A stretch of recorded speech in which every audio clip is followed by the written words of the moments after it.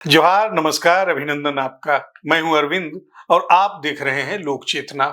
आज बात बांग्लादेशी घुसपैठियों के मुद्दे पर केंद्र की एनडीए सरकार और झारखंड की इंडी गठबंधन सरकार के बीच चल रही खींचतान की। राजनीतिक खींचतान के बीच देश की आंतरिक सुरक्षा की हो रही अनदेखी की, राजनीतिक लाभ के लिए देश के संसाधनों के दुरुपयोग की। सबसे बड़ी बात, इस संवेदनशील मुद्दे पर केंद्र और राज्य सरकारों द्वारा अपने अपने हिसाब से रहस्यमय ढंग से चुप्पी अख्तियार करने की। यूं तो झारखंड में भाजपा विधानसभा चुनाव के पहले से ही बांग्लादेशी घुसपैठियों का मुद्दा जोर शोर से उठा रही है, लेकिन इस साल मई महीने में यह मुद्दा एक बार फिर जोरदार तरीके से सुर्खियों में आया, एक अलग वजह से। दरअसल कश्मीर के पहलगाम में हुए बर्बर आतंकी हमले के बाद भारत सरकार भारत में रह रहे पाकिस्तानी नागरिकों को वापस भेजने के साथ ही अवैध बांग्लादेशियों को भी चिन्हित कर निर्वासित करने के लिए सक्रिय हुई। आपको याद होगा कि हम अपने कार्यक्रम में पहले ही देश में लंबे समय से लॉन्ग टर्म वीजा पर रह रहे पाकिस्तानी नागरिकों की स्थिति और उन्हें वापस भेजने में प्रक्रियागत जटिलताओं पर चर्चा कर चुके हैं। अब केंद्रीय गृह मंत्रालय ने अवैध तरीके से रह रहे बांग्लादेशियों और रोहिंग्याओं को डिपोर्ट करने के लिए प्रोसीजर बनाया है। केंद्रीय गृह मंत्रालय ने इस संबंध में सभी राज्यों को पत्र भी भेजा है। झारखंड के मुख्य सचिव और डीजीपी को भी पत्र भेजा गया है। पत्र में यह कहा गया है कि सभी राज्य सरकारें अवैध तरीके से रहने वाले बांग्लादेशियों और रोहिंग्याओं को चिन्हित करें और इसके लिए राज्य के हर जिले में स्पेशल टास्क फोर्स का गठन करें। केंद्रीय गृह मंत्रालय के द्वारा जारी किए गए पत्र में लिखा गया है कि केंद्र के पास संघीय पुलिसिंग की व्यवस्था नहीं है। ऐसे में सभी राज्य सरकारों की जिम्मेदारी है कि वे अवैध प्रवासियों की पहचान कर उन्हें चिन्हित जगह पर रखें और फिर डिपोर्ट करने की कार्रवाई शुरू करें। चिन्हित प्रवासियों के मूवमेंट पर रोक लगाना राज्य सरकार के अधीन होगा। केंद्रीय गृह मंत्रालय के द्वारा लिखे गए पत्र में यह भी बताया गया है कि अवैध तरीके से रह रहे बांग्लादेशियों और रोहिंग्याओं को डिपोर्ट करने के लिए एक होल्डिंग सेंटर का निर्माण करना होगा। होल्डिंग सेंटर में ही चिन्हित किए गए बांग्लादेशियों और रोहिंग्याओं को लाकर रखना है। होल्डिंग सेंटर में जांच पड़ताल पूरी करने के बाद उन्हें बॉर्डर सिक्योरिटी फोर्स और कोस्ट गार्ड को सौंपने का प्रावधान किया गया है। इसके बाद संबंधित देश को उनके नागरिकों को सौंपा जाएगा। इस दिशा में कार्रवाई के लिए केंद्र के द्वारा पत्र मुख्य सचिव के स्तर से पुलिस मुख्यालय और सभी जिलों को भी भेजा गया है। केंद्रीय गृह मंत्रालय ने निर्देश दिया है कि यदि संदिग्ध बांग्लादेशी या म्यांमार नागरिक यानी रोहिंग्या खुद को भारतीय नागरिक होने का दावा करता है तो इसकी भी पूरी पड़ताल करें। मसलन अगर कोई संदिग्ध यह दावा करता है कि वह भारतीय नागरिक है और किसी अन्य राज्य से आया है, तो जिला कलेक्टर या जिला मजिस्ट्रेट को उस राज्य से आधिकारिक तौर पर उसके नाम, माता पिता, आवासीय पता, निकटतम रिश्तेदारों का विवरण प्राप्त करना है। उसके बाद 30 दिनों की अवधि के भीतर भौतिक सत्यापन कर रिपोर्ट संबंधित राज्य सरकार या फिर संघ क्षेत्र को भेजा जाएगा। भारतीय नागरिक होने के दावे का सत्यापन 1 महीने के भीतर हर हाल में कर लेना है। अवैध बांग्लादेशी की पहचान होने के बाद राज्य सरकार तत्काल संबंधित व्यक्ति की बायोमेट्रिक और डेमोग्राफी की जानकारी लेगी। इसके बाद उसे विदेशी आइडेंटिफिकेशन पोर्टल पर अपलोड किया जाएगा। जिला पुलिस के द्वारा अवैध प्रवासियों की जांच के बाद बीएसएफ या कोस्ट गार्ड भी उसे होल्डिंग सेंटर से अपने हिरासत में लेकर डिपोर्ट करने की प्रक्रिया शुरू कर सकते हैं। ये तो हुई भारत सरकार के गृह मंत्रालय द्वारा झारखंड सहित सभी राज्यों और केंद्र शासित प्रदेशों को जारी किए गए निर्देश की। आप यह जरूर जानना चाहेंगे कि अब जबकि केंद्रीय गृह मंत्रालय द्वारा निर्देश जारी किए जाने के बाद 1 महीने से ज्यादा का वक्त बीत चुका है, तो बांग्लादेशियों और रोहिंग्या घुसपैठियों की पहचान और उन्हें डिपोर्ट करने का काम कितना आगे बढ़ा है। झारखंड के संदर्भ में यदि आप उत्तर चाहते हैं तो जवाब नील बटा सन्नाटा होगा। ये कहा जा सकता है कि रिजल्ट लगभग शून्य है और इस मुद्दे पर एक रहस्यमयी सन्नाटा है। केंद्र सरकार द्वारा निर्देश जारी किए जाने की खबर लगभग सभी समाचार माध्यमों में प्रमुखता से दिखी, लेकिन इस निर्देश पर हुई कार्रवाई की कोई खबर कहीं भी मौजूद नहीं है, जबकि मियाद पूरी हो चुकी है 1 महीने की। संबंधित अधिकारी भी इस मुद्दे पर बात करने को तैयार नहीं। वैसे देश के अन्य राज्यों की स्थिति भी इस मामले में बहुत बेहतर नहीं है। बांग्लादेशी और रोहिंग्या घुसपैठियों के खिलाफ केंद्र के निर्देश पर हो रही कार्रवाई गुजरात में सबसे ज्यादा प्रभावी दिखी। महाराष्ट्र, मध्य प्रदेश, राष्ट्रीय राजधानी दिल्ली आदि कुछ प्रदेशों में भी आंशिक कार्रवाई हुई है, लेकिन देश के सभी राज्यों ने केंद्रीय गृह मंत्रालय के निर्देश पर बहुत तत्परता दिखाई हो, ऐसा नहीं दिखता। इस लिहाज से आप झारखंड में जो शून्य व्याप्त है, जो सन्नाटा है, उसके लिए झारखंड के इंतजामिया को बहुत ज्यादा दोष नहीं दे सकते। लेकिन झारखंड की बात तो अलग है। बांग्लादेशी घुसपैठ का मुद्दा यहां लंबे समय से फिजा में गूंज रहा है। राज्य का प्रमुख विपक्षी दल भाजपा इस मुद्दे पर आक्रामक है। पिछला विधानसभा चुनाव भाजपा ने इसी मुद्दे पर लड़ा भी। झारखंड में बांग्लादेशी घुसपैठ का मुद्दा केवल देश की आंतरिक सुरक्षा और देश के संसाधनों पर अनावश्यक बोझ से ही नहीं, बल्कि आदिवासी अस्मिता और बदलती डेमोग्राफी से भी जोड़ा जाता है। पूरा प्रदेश में बांग्लादेशी घुसपैठ और धर्म परिवर्तन बड़ा रफ्तार पकड़ा हुआ है।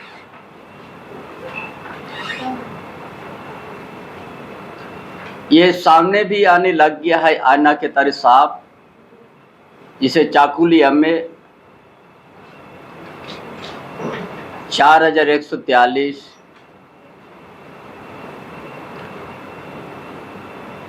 घाटशिला क्षेत्र में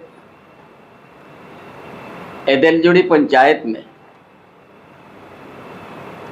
एक भी मुस्लिम परिवार नहीं है।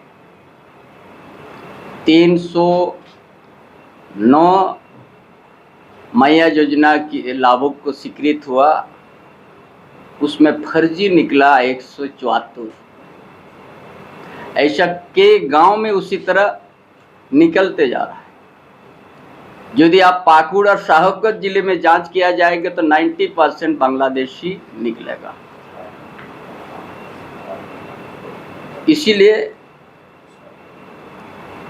आज जो केंद्र सरकार ने जो दिशा निर्देश राज्य सरकार को दिया, बांग्लादेशी घुसपैठ को पहचान करके निकालने का,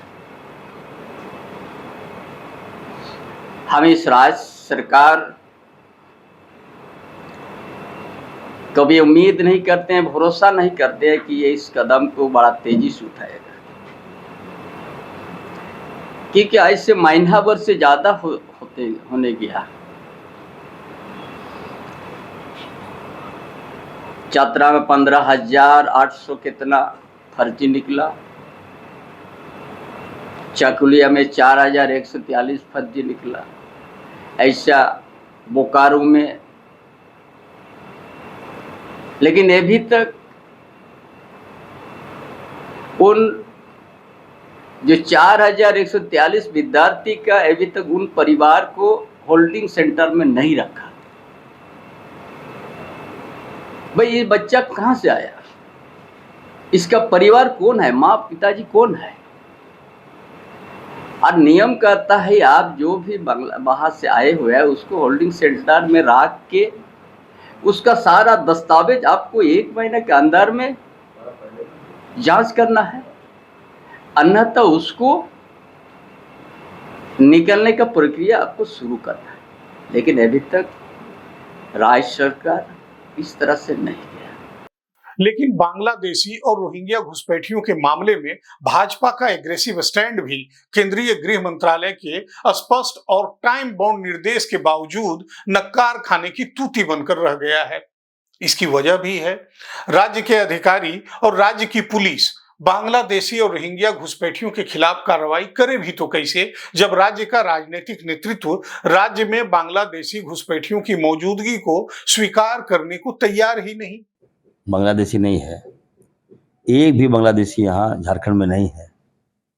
हमें बदनाम किया जा रहा है इसलिए कि हम गरीब स्टेट हैं। हम आदिवासियों का स्टेट है, इसलिए बदनाम किया जा रहा है, इनकी छवि की धूमिल की जा रही है कि ना केवल झारखंड में बल्कि दिल्ली में भी, सदन के अंदर भी झारखंड को बदनाम किया जा रहा है। एक भी बांग्लादेश नहीं है, सुन लीजिए। मैंने कहा है कि हम आपको टिकट देते हैं, आइए। बीजेपी के तमाम एमपीओं को, विधायकों को मैं अपना पैसा दे रहा हूँ, गाड़ी दे रहा हूँ, टिकट दे रहा हूँ, खाना भी खिलाऊंगा रेस्टोरेंट में। अब चल के दिखा दीजिए कि एक भी बांग्लादेशी मिलेगा तो।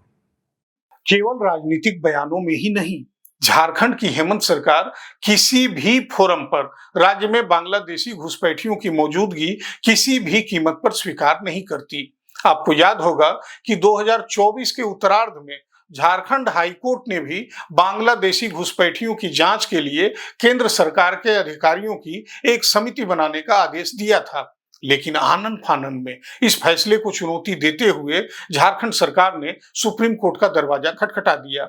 झारखंड सरकार का कहना है कि राज्य के 6 जिलों गोड्डा, जामताड़ा, पाकुड़, दुमका, साहिबगंज और देवघर के उपायुक्तों ने पहले ही अपनी रिपोर्ट में कहा है कि राज्य में कोई अवैध प्रवासी नहीं है। सिर्फ साहिबगंज जिले में 2 मामले सामने आए थे जिनसे राज्य सरकार निपट रही है। राज्य सरकार का यह भी कहना है कि अवैध प्रवासियों के कारण जनसांख्यिकीय बदलाव यानी डेमोग्राफिक चेंज के दावे निराधार हैं। राज्य सरकार के वकील कपिल सिब्बल ने तब हाईकोर्ट के आदेश पर रोक लगाने की मांग करते हुए कहा था कि झारखंड सीमावर्ती राज्य भी नहीं है, यानी घुसपैठ की सीधे सीधे जिम्मेवारी झारखंड की राज्य सरकार पर नहीं आती है। उन्होंने यह भी कहा था कि विधानसभा चुनावों के मद्देनजर इस मुद्दे का इस्तेमाल भाषणों में किया जा रहा है। दरअसल ये मसला झारखंड विधानसभा चुनाव के ठीक पहले सुप्रीम कोर्ट पहुंचा था। दरअसल यह मामला झारखंड हाईकोर्ट में एक जनहित याचिका से शुरू हुआ था। याचिका में कहा गया था कि साहिबगंज, पाकुड़, गोड्डा, दुमका, जामताड़ा और देवघर जिलों में आदिवासी आबादी घट रही है। याचिकाकर्ता का आरोप था कि बांग्लादेशी मुसलमान जबरन धर्मांतरण करा रहे हैं और आदिवासियों को उन इलाकों को खाली करने के लिए मजबूर कर रहे हैं जहां उनकी आबादी ज्यादा है। ऐसा भी नहीं कि झारखंड में बांग्लादेशी और रोहिंग्या घुसपैठियों की मौजूदगी पर चर्चा केवल अभी हो रही है या केवल विधानसभा चुनाव के वक्त ही शुरू हुई थी। 2020 में भी झारखंड के लोहरदगा में रोहिंग्या और बांग्लादेशियों के छिपे होने की बात सामने आई थी। 11 अप्रैल 2020 को दैनिक जागरण में प्रकाशित खबर के अनुसार स्पेशल ब्रांच के तत्कालीन डीएसपी जितेंद्र कुमार ने स्पेशल ब्रांच के एडीजी को सौंपी रिपोर्ट में लोहरदगा के विभिन्न इलाकों में बांग्लादेशी और रोहिंग्या घुसपैठियों की मौजूदगी का जिक्र किया था और 13 स्थानीय लोगों पर रोहिंग्या और बांग्लादेशियों को संरक्षण देने का आरोप लगाया था। इस रिपोर्ट से पूरे प्रदेश में हलचल मची थी। इस संबंध में रिपोर्ट देने वाले विशेष शाखा यानी खुफिया विभाग के डीएसपी जितेंद्र कुमार का तबादला कर दिया गया था, लेकिन उनकी रिपोर्ट पर कोई कार्रवाई हुई हो इसका कोई उदाहरण अब तक मौजूद नहीं है। हालांकि लोहरदगा की एडहॉक अंजुमन इस्लामिया ने राज्य के डीजीपी को पत्र लिखकर इस रिपोर्ट पर ही सवाल उठाए थे। अंजुमन इस्लामिया ने कन्वीनर हाजी शकील अहमद की तरफ से लिखे पत्र में कहा था कि आजादी के बाद से ही लोहरदगा जिला में बांग्लादेश, पाकिस्तान या म्यांमार के किसी घुसपैठिए का कोई वजूद नहीं है। विशेष शाखा की रिपोर्ट में जिस स्थान का जिक्र है वहां भी ऐसे नागरिक नहीं हैं। रिपोर्ट में जिन व्यक्तियों को संरक्षक बताया गया है वे समाज के प्रतिष्ठित लोग हैं। एक साजिश के तहत उन्हें बदनाम करने की कोशिश की गई है। लेकिन बांग्लादेशी घुसपैठियों की झारखंड में मौजूदगी की आशंका की और भी कई वजह मौजूद हैं।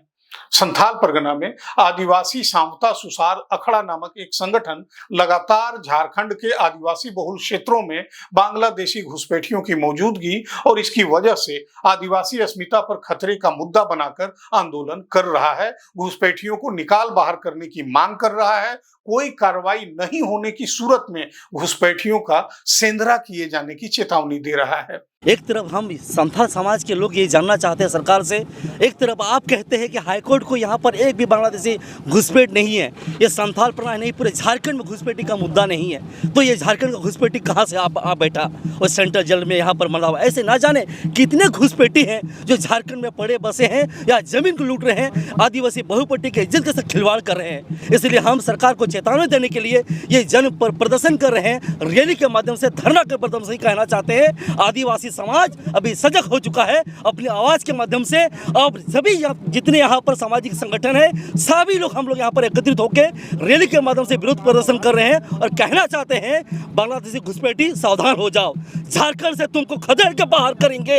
और तीर धनुष के भरोसे जो आज हमारा जो पारंपरिक हथियार है उसमें इतना धार है, आने वाले कल में झारखंड की मिट्टी में अगर तुम कदम रखते हो तो तुमको मुंह तोड़ जवाब देने के लिए संथाल समाज का एक बेटा, सीधो कल्लू का बेटा, चांद भैरव का बेटा यहाँ पर आपके सामने खड़ा हो चुका है। यही हम चेतावनी देना चाहते हैं इस रैली के माध्यम से, इस प्रदर्शन के माध्यम से। सवाल यह है कि अगर राज्य सरकार के मुताबिक संथाल परगना में कोई घुसपैठिया मौजूद ही नहीं है तो आदिवासी सावता सुसार अखड़ा आंदोलन क्यों कर रहा है, सेंद्रा की चेतावनी क्यों दे रहा है? इस मुद्दे पर भाजपा की राजनीति भी समझ से परे है। चुनाव में बांग्लादेशी घुसपैठियों के मसले को केंद्रीय मुद्दा बनाने वाली भाजपा इस समय केंद्रीय गृह मंत्रालय के निर्देश की उपेक्षा पर पूरी तरह खामोश है। शायद भाजपा चर्चित हिंदी फिल्म राजनीति के इस फलसफे में यकीन करती है कि राजनीति में मुर्दे कभी गाड़े नहीं जाते, उन्हें जिंदा रखा जाता है ताकि टाइम आने पर वो बोल सकें। यानी भाजपा शायद इस संवेदनशील मुद्दे को भी अगले चुनाव तक जिंदा रखना चाहती है। लेकिन दोस्तों, सरकार की उपेक्षा और विपक्ष की चुप्पी के बावजूद बांग्लादेशी और रोहिंग्या घुसपैठियों के मुद्दे की संवेदनशीलता कम तो नहीं हो जाती। अगर झारखंड की सरकार और सत्ताधारी गठबंधन यह मानता है कि प्रदेश में घुसपैठियों की मौजूदगी नहीं है तो उसे केंद्रीय गृह मंत्रालय द्वारा जारी एसओपी के अनुपालन से गुरेज नहीं होना चाहिए। झारखंड में बांग्लादेशी और रोहिंग्या घुसपैठिए नहीं है, यह बात अगर एसओपी के सम्यक अनुपालन और गहन जांच के बाद नतीजे के तौर पर कही जाती तो प्रदेश के लोगों को भी राहत मिलती, राज्य सरकार की साख में भी इजाफा होता। इसके जरिए वह तुष्टीकरण और पक्षपात के आरोपों से बच सकती थी। लेकिन संभव है कि यह आरोप उनके लिए राजनीतिक फायदे का सौदा हो, इसलिए वे दाग अच्छे हैं कहकर इस पूरे परिदृश्य का मजा ले रहे हों। इतना तो तय है कि झारखंड में बांग्लादेशी और रोहिंग्या घुसपैठियों की मौजूदगी का मसला पूरी तरह एक पॉलिटिकल टूल बन चुका है। सत्ता पक्ष हो या विपक्ष, हर खेमा इस मुद्दे पर केवल राजनीतिक फायदे के गुणागणित के हिसाब से एक्ट कर रहा है। हम और आप चिंतित हैं तो रहें, इन्हें क्या फर्क पड़ता है। दोस्तों, हमारी कोशिश है कि इस प्रस्तुति के जरिए हम झारखंड में बांग्लादेशी और रोहिंग्या घुसपैठियों की मौजूदगी के मुद्दे को आम बहस के केंद्र में ला सकें, लोक चेतना के माध्यम से इस संवेदनशील मुद्दे को सार्थक परिणति तक पहुंचा सकें। इस जटिल और संवेदनशील मसले पर आपकी राय हमें आगे का रास्ता दिखाएगी, इसलिए हमारी इस प्रस्तुति पर अपनी राय से हमें अवश्य अवगत कराएं। हमारी प्रस्तुति को लाइक शेयर करके, हमारे चैनल को सब्सक्राइब करके हमारा हौसला जरूर बढ़ाएं। जल्दी ही आपसे मिलते हैं अगली प्रस्तुति के साथ। तब तक के लिए आप सभी सुधी दर्शकों को जोहार, जय हिंद।